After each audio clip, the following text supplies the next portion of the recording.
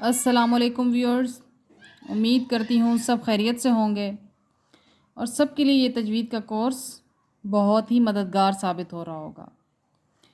Viewers, پہلے ہم نے حروف تہجی پڑھے، اس کے بعد ہم نے مخارج کے لیے منہ کے حصے کو تھوڑا سمجھا، اور آج ہم مکمل طور پہ مخارج کے بارے میں جانیں گے کہ مخارج ہے کیا چیز، مخارج ہوتے کیا ہیں، کتنے ہیں، اور تمام حروف کس کس مخارج میں آتے ہیں۔ مخارج اصل میں مخرج کی جمع یعنی نکلنے کی جگہ کو بولا جاتا ہے، اور 29 حروف تہجی ہیں جن کے مکمل 17 مخارج ہیں۔ اب مخارج ہیں کون کون سے؟ حروف مدہ یا حروف ہوائیہ، حروف حلقی، حروف لاہیہ یا حروف لہویہ، حروف شجریہ، حروف حافیہ، حروف طرفیہ یا حروف زلکیہ، حروف نطعیہ، حروف لثویہ، حروف صفیریہ، حروف شفویہ اور حروف غنہ۔ یہ سب آپ کو سکھانے کا یا بتانے کا مقصد یہ ہے کہ آپ جب قرآن پاک پڑھیں تو آپ کو صحیح طرح سے مکمل طور پہ سمجھ آ جائے حروف کس طرح سے ادا کرنے ہیں۔ جب آپ ان کو سیکھیں گے تو آپ بہت اچھی طرح سے حروف ادا کرنے کے قابل ہو جائیں گے۔ ہماری پوری کوشش ہے کہ ہم بالکل بنیاد سے سیکھیں تجوید کو، تاکہ آگے چل کے قرآن پاک کی جتنی بھی غلطیاں ہیں وہ تمام کی تمام ختم ہو سکیں۔ سب سے پہلے ہم پڑھتے ہیں حروف مدہ یا حروف ہوائیہ۔ حروف مدہ کون سے ہوتے ہیں؟ الف، واو اور یا۔ مدہ کا کیا مطلب ہے؟ یعنی لمبا، تھوڑا سا لمبا کر کے پڑھنا۔ جب الف، واو اور یا جس بھی لفظ کے ساتھ آتے ہیں وہ لفظ عام لفظ کی نسبت تھوڑا سا لمبا کر کے پڑھا جاتا ہے۔ اور یہ کتنے حروف ہیں؟ 3 حروف ہیں، الف، واو اور یا۔ یہ کون سے حروف ہیں؟ حروف مدہ۔ جوف، دہن یعنی منہ کے خالی حصہ سے، یعنی منہ کے خالی حصہ سے الف، واو اور یا ادا کیے جاتے ہیں۔ اسی طرح حروف حلقی۔ اب پیچھے آپ نے حلق پڑھا ہے، اس لیے آپ کو یہ سمجھ آ جائے گی کہ حلقی کا کیا مطلب، جو حلق سے ادا ہوں گے، یعنی جو تھوڑا گلے سے جا کے ہم ادا کریں گے حروف کو، ان حروف کو کیا کہتے ہیں؟ حروف حلقی۔ حروف مدہ کتنے تھے؟ 3، اور حروف حلقی کتنے ہیں؟ 6۔ حمزہ، ہا، حلق کے آخری حصہ سے جو سینے کی طرف ہے، یعنی ابھی ادھر انہوں نے کیا بتایا، جو سینے کی طرف ہے وہ حلق کا آخری حصہ ہے، جبکہ ہم نے نقشے میں کیا پڑھا تھا؟ وہ ابتدائی حصہ تھا۔ یعنی اگر نیچے سے اوپر چلنا شروع کریں تو وہ ابتدائی ہوگا، اگر اوپر سے نیچے کی طرف آئیں تو وہ حلق کا آخری حصہ ہوگا۔ ابھی یہ اوپر سے ہم نیچے کی طرف آ رہے ہیں، پہلے منہ والی ہم نے پڑھے مدہ والے الف، واو اور یا، ابھی ہم حلقی پڑھ رہے ہیں تو حمزہ، ہا، حمزہ، ہا، یعنی یہ سینے کا زور لگے گا ان حروف کو نکالنے کے لیے۔ پھر عین، ہا، یعنی حلق کے درمیان والے حصہ سے ادا ہوں گے۔ پھر آگے غائن، خا، یعنی ہوں گے تو حلق سے ہی، لیکن جو حلق منہ کی طرف، یعنی جو اس کا آخری حصہ ہے، جو ہم نے نقشے میں ابتدائی حصہ پڑھا تھا، وہاں سے ادا ہوں گے۔ آگے حروف لاہیہ یا لہویہ، قاف اور کیف۔ قاف، زبان کی جڑ جب اوپر کے تالو سے لگے، یعنی جو زبان کا آخری حصہ ہے جو حلق کے ساتھ جڑتا ہے، وہ جب اوپر کے تالو کے ساتھ لگے گا تو قاف ادا ہوگا، قاف۔ اسی طرح کاف، زبان کی جڑ جب ذرا منہ کی طرف ہٹ کر اوپر کے تالو سے لگے، یعنی کاف۔ زبان کی جڑ تھوڑی آگے پیچھے سے کہیں بھی اوپر کی طرف لگ جائے تالو کے ساتھ تو۔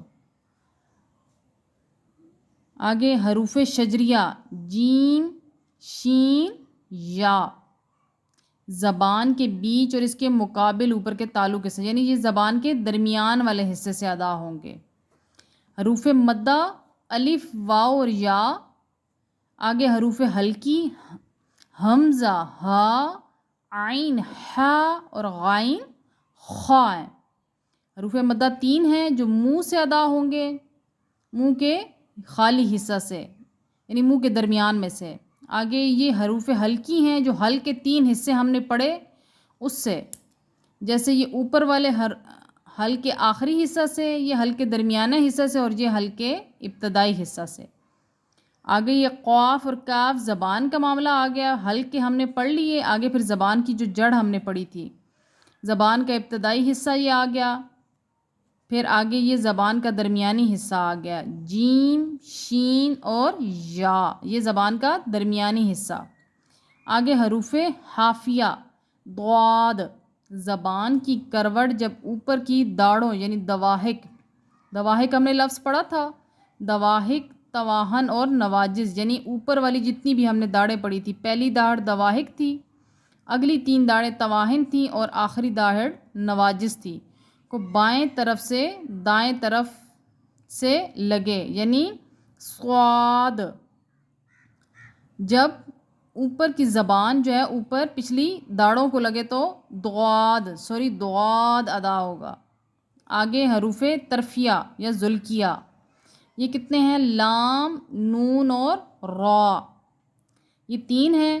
زبان کی نوک اور کنارہ ماں کچھ حافہ یعنی ثنایا علیہ، رباعیہ، اناب اور دواحق کے تالو کی طرف والے مسوڑے سے لگے. یعنی اب یہ زبان آگے سے لے کے دواحق یعنی جہاں سے جڑ سٹارٹ ہو رہی تھی وہاں تک تمام دانتوں کو لگے، ان کی جڑوں کو، تو لام ادا ہوتا ہے. آپ اگر خود ادا کریں لام، غور کریں زبان پیچھے کی طرف نہیں جاتی ہے، پہلی جڑ کے ساتھ لگتی ہے. ثنایا علیہ سامنے والے دانتوں کے ساتھ، اس سے اگلے دانت، اور اس سے اگلے کون سے تھے؟ رباعی تھے، اس سے اگلے اناب تھے، اور پھر دواحق یعنی پہلی جڑ تھی. یہاں تک لام. آگے ہے نون، زبان کی نوک اور کنارہ جب ثنایا، رباعی اور اناب کی جڑ والے مسوڑوں سے لگے، یعنی جب زبان کی نوک جو ہم نے پڑھی ہے اس کا کنارہ، سائیڈیں یعنی اس کی جو ہم نے پڑھی تھی وہ سامنے والے دانتوں کے ساتھ، اس سے آگے رباعی کے ساتھ، اس سے آگے اناب کی جڑ والے مسوڑے کے ساتھ لگے. نون. اب آپ خود ادا کریں ساتھ ساتھ نون. آگے کیا ہے؟ را، زبان کی نوک اور آدھا کنارہ ماں پشت زبان جب ثنایا اور رباعی کے مسوڑوں کی جڑ سے اوپر والے حصے میں لگے. را. ابھی یہ بھی آپ کو سمجھ تو آ رہی ہوگی. یہ لیسن یہیں تک رکھتے ہیں، باقی نیکسٹ لیسن میں انشاءاللہ العزیز مکمل کریں گے. آج ہم نے کیا پڑھے؟ حروف مدہ، الف، واو اور یا جو منہ کے خالی حصہ سے ادا ہوں گے. پھر حروف حلقی، حمزہ، ہا جو سینے کی طرف حلق سے ادا ہوں گے. عین، ہا، میرے ساتھ ساتھ پڑھیں، آپ کے لیے بہت آسانی رہے گی. عین، ہا، درمیان سے غائن، خا حلق کے سٹارٹ سے ادا ہوں گے. پھر آگے قاف، زبان کی جڑ تالو کے ساتھ لگے. پھر کاف، زبان کی جڑ ذرا منہ سے ہٹ کے لگے. آگے جیم، شین اور یا یعنی زبان کے درمیانی حصہ سے. پھر ضاد، پیچھے والی جڑوں کے ساتھ لگے، داڑوں کے ساتھ آگے لام، نون، را، یہ سب آگے والے دانتوں کے ساتھ زبان کی نوک لگے، یعنی زبان کے سائیڈ کے کنارے آگے والے دانتوں کی جڑوں کے ساتھ لگے. میں امید کرتی ہوں کہ آپ کو سمجھ آ رہی ہوگی، اور انشاءاللہ العزیز یہ آگے چل کے ہمیں بہت مدد دے گا سب کچھ. وآخر دعوانا الحمدللہ رب العالمین.